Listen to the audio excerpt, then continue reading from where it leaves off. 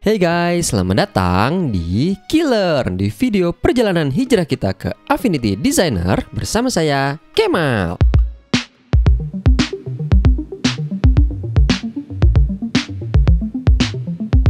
Kemarin kita udah nyari tahu apa yang ada di sebelah kiri sini dan kanan sini. Kali ini kita akan nyari tahu apa yang ada di atas sini, alias toolbar. Mari. Kalau dilihat secara keseluruhan, ada beberapa simbol yang pernah lihat, tapi ada juga yang belum pernah lihat. Ini jelas belum. Ini apa lagi? Ini kayaknya pernah lihat deh. Ini pernah lihat juga. Ini belum pernah lihat. Ini pernah lihat, tapi kayaknya beda deh.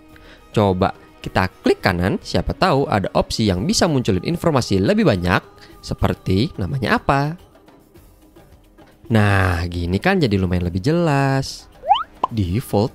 Apaan ini? Coba kita buat dua objek baru untuk bereksperimen.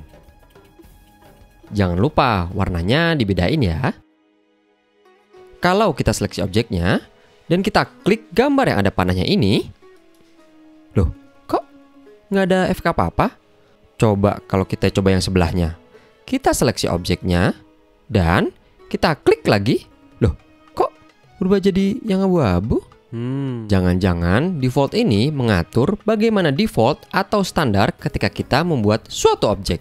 Kalau diingat-ingat lagi, ketika kita membuat objek tadi, warna objeknya langsung abu-abu kan? Yang artinya warna abu-abu itu adalah warna default atau standar objeknya.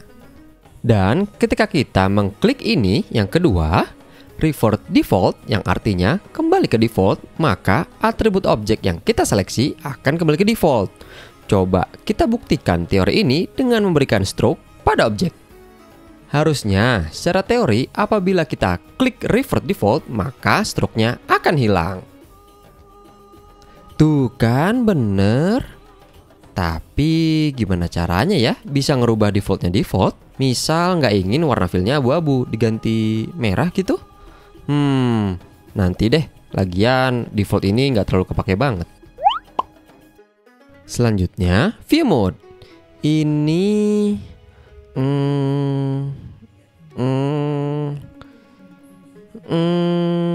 yang ngerti cuman outline-nya ini sih, yang ngebuat seluruh objek di kanvas menjadi garis-garis aja. Tuh kan?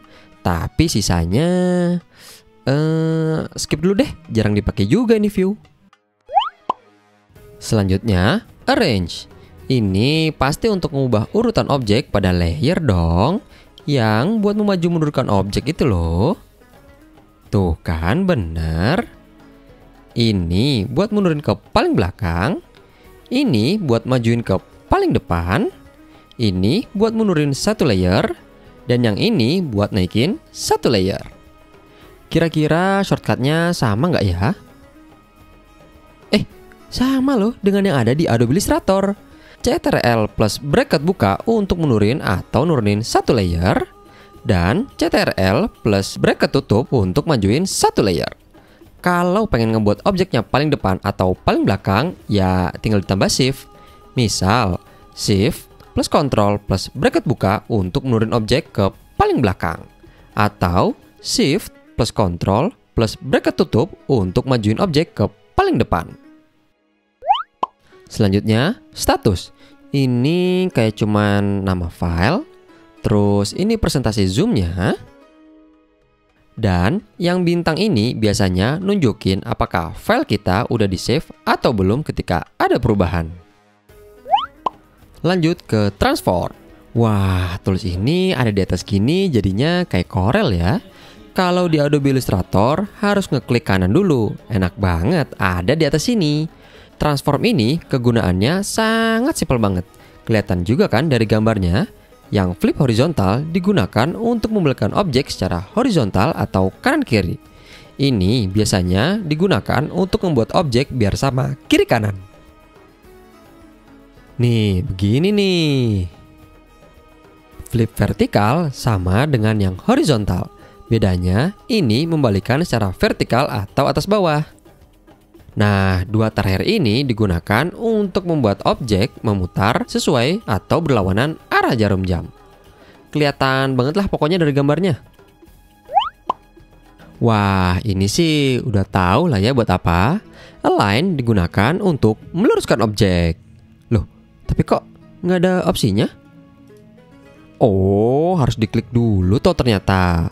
Wajar sih harus diklik dulu, opsinya juga banyak banget.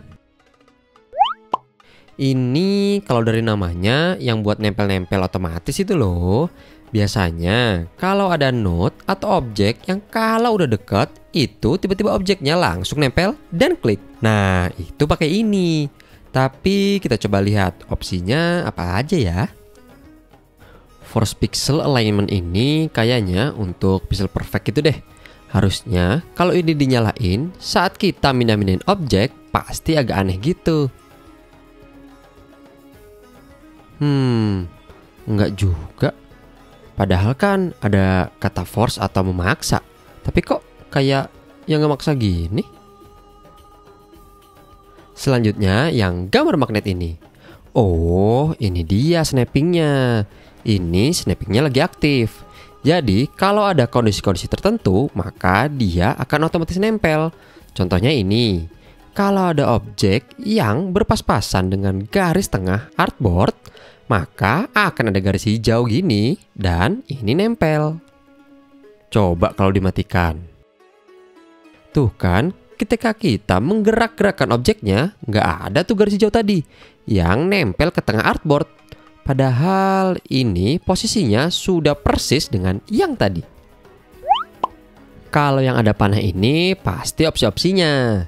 Tuh kan bener. Opsinya banyak juga ya. Tapi ini yang bawaannya aja udah cukup kok. Jadi nggak perlu diotak-atik dulu. Lanjut ke geometri. Kalau dilihat gambarnya ini sih kayak Pathfinder ya. Tapi kenapa namanya beda? Apa emang ada perbedaannya? Apa ini geometrinya sama seperti yang ada di Sketch? Kita coba membuat dua objek dan menggabungkannya dengan add. Loh, kok ini objeknya ngegabung sih jadi satu kayak unite? Tapi di layernya kok ngegabung juga? Nggak ada bedanya dong sama yang di Illustrator. Kita coba lagi sambil neken beberapa tombol modifier seperti Ctrl, Alt, atau Shift. Siapa tahu ada perubahan. Loh. Kok ketika dipencet Add dengan menahan Alt pada keyboard, layernya jadi kompon begini? Loh. Kok objeknya masih kepisah gini? Tapi di artboard sudah jadi satu. Coba ya, kita seleksi satu objeknya dan kita gerak-gerakan. Wah, ini dia yang super menarik. Kita bisa memodifikasi kembali objek yang sudah tergabung menjadi satu seperti ini. Bentar. Kalau ini apa nih? Gambar add di sebelah sini. Wah, kita bahkan bisa mengubah geometri yang sudah dipilih sebelumnya. Ini sih tingkatan yang lebih tinggi dari Pathfinder. Cocok banget kalau kita ingin merapikan objek di akhir-akhir tanpa harus merusak bentuk aslinya. Mantep banget deh ini geometri. Masuk ke yang terakhir yaitu insertion.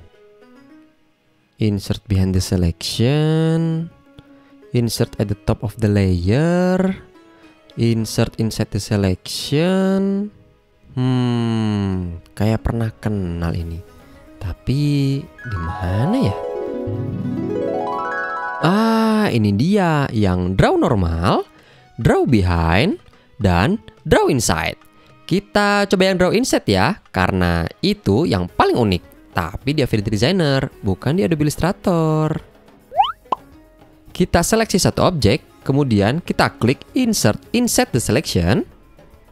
Lalu kita buat objek baru, misal rectangle. Nah, kan bener, rectangle-nya akan dibuat di dalam objek yang kita seleksi sebelumnya. Wah, menarik sekali. Ternyata hanya beda nama aja toh. Ternyata opsi-opsi di toolsbar ini adalah opsi-opsi atau tools-tools yang sering dipakai. Dan karena dia posisinya selalu di atas dan kelihatan, akan sangat gampang banget untuk kita mengaksesnya. Beda dengan Illustrator yang tempatnya misah-misah. Ada yang di panel Windows, ada yang di panel Edit, ada yang di Preferences, ada juga yang di klik kanan. Dari semua tools tadi, yang paling oke menurut saya adalah flip-flipannya, alignment, dan geometrinya. Geometrinya oke banget sih. Jadi lebih enak lah mereka ada di sana, ngumpul. Klik like jika kalian menyukai video ini, komen di bawah bagian mana yang masih terasa sulit, dan share apabila menurut kalian video ini bermanfaat. Kalau tidak suka, tinggal pencet tombol dislike-nya. Jangan lupa subscribe jika kalian ingin lebih banyak video tutorial seperti ini. Terima kasih atas dukungannya. Saya Kemal dari Killer, dan sampai jumpa.